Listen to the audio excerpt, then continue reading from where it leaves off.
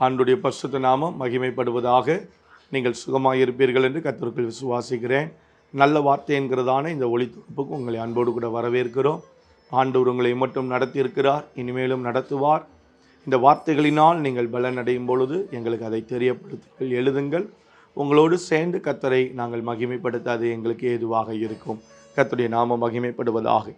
இன்றைய நாளிலும் தேவன் நமக்கு தருகிற கர்த்தருடைய வார்த்தை லூக்கா சுவிசேஷம் 1வது அதிகாரம் 80வது வசனத்தின் முதல் பகுதியையும் 66வது வசனத்தை புரிந்து கொள்வதற்காகவும் நான் வாசிக்கிறேன்.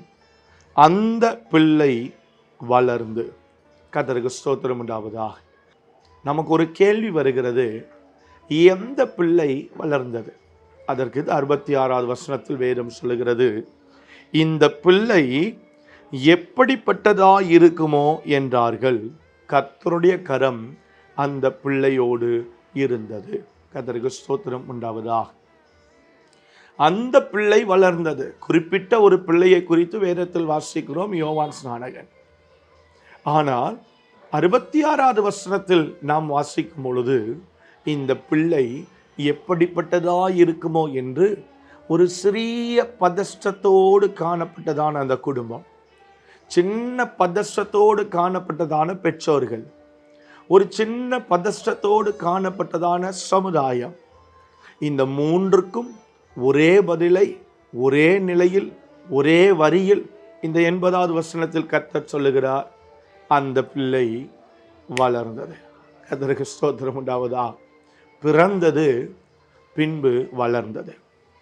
இந்த 12வது மாதம் உங்களுக்கும் எனக்கும் பல சந்தேகங்கள் இருக்கும். இந்த காரியம் எப்படி இருக்குமோ, இந்த காரியம் எப்படி முடியுமோ, வரப்போகிற புதிய மாதம் எப்படி இருக்குமோ, புதிய வருஷம் எப்படி இருக்குமோ, எப்படி இந்த வருஷத்தை நான் முடிக்கப் போகிறேனோ, எப்படி இந்த காரியங்களை நான் முடிக்கப் போகிறேனோ, எப்படி இந்த வருஷத்தில் தேவன் எனக்கு நன்மை செய்ய போகிறாரோ, பல விதத்தில் நீங்களும் நானும் பல காரியங்களை குறித்து நாம் யோசித்து கொண்டிருப்போம். கர்த்தருக்கு ஸ்தோத்திரம் உண்டாவதாக. இதிலெல்லாம் பதஷ்டத்தோடு இது எப்படி இருக்குமோ என்று யோசித்து, ஆமென், அதனுடைய முடிவு நன்மையாக இருக்க வேண்டும் என்று நீங்கள் இருதயத்தில் தீர்மானித்து யோசித்து கொண்டிருக்கிறீர்களோ, அவைகளின் எல்லா முடிவையும் குறித்து இந்த இடத்தில் வேதத்தில் வாசிக்கிறோம். அந்த பிள்ளை, அந்த பிள்ளை, அந்த ஜபம், அந்த காரியம், அந்த நினைத்த ஒரு விஷயம் வளரும், பிறக்கும், நடக்கும், செயல்படும், கைக்கு வரும். ஆமென். அந்த ஜபம் கேட்கப்படும். எது பயத்தோடு பதஷ்டத்தோடு உங்கள் வாழ்க்கையில் நீங்கள் நடுக்கத்தோடு அடியெடுத்து வைப்பது கூட பயந்தே செய்தீர்களோ, ஆண்டவர் இந்த நேரத்தில் உங்களுக்கு ஒரு தைரியத்தை கொடுக்க விரும்புகிறார். அதில் என்னுடைய மகிமை நிச்சயம் வெளிப்படும். கர்த்தருக்கு ஸ்தோத்திரம் உண்டாவதாக. ஏன் தெரியுமா? வசனம் சொல்லுகிறது, கர்த்தருடைய கரம் அந்த பிள்ளையோடு இருந்தது. கர்த்தர் கரம் உங்களோடு கூட இருக்குமானால், கர்த்தருடைய கரம் உங்கள் சூழ்நிலையில் இருக்குமானால், கர்த்தருடைய கரம் நீங்கள் போகிற பாதையில் இருக்குமானால், நீங்கள் பயப்படுகிற சந்தேகப்படுகிற எந்த ஒரு விஷயத்திலும் என் தேவன் உறுதியான ஒரு நிலைப்பாட்டை, உறுதியான ஒரு ஜபத்திற்கான பதிலை உங்களுக்கு கொடுத்து உங்களை வெற்றியாய் நடத்துவதற்கு அவர் உண்மையுள்ளவர், அவர் போதுமானவர். 11 மாதங்கள் வராமல் இருந்திருக்கலாம். ஆனால் இந்த 12வது மாதம் அது பிறக்கும், வளரும், அது செயல்படும்.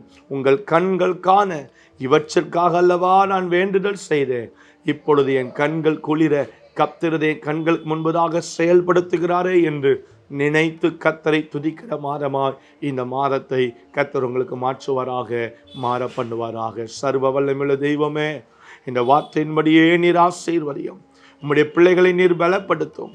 அந்த பிள்ளை வளர்ந்ததை போல ஆண்டவரே, அவர்கள் சூழ்நிலையில் சந்தேகத்தோடு இருக்கிற எல்லா காரியங்களிலும் கர்த்தர் ஒரு ஜெயத்தை, மேன்மையை, வெற்றியை உம்முடைய பிள்ளைகளுக்கு கொடுத்து சிறந்திருக்கும்படி செய்யும்.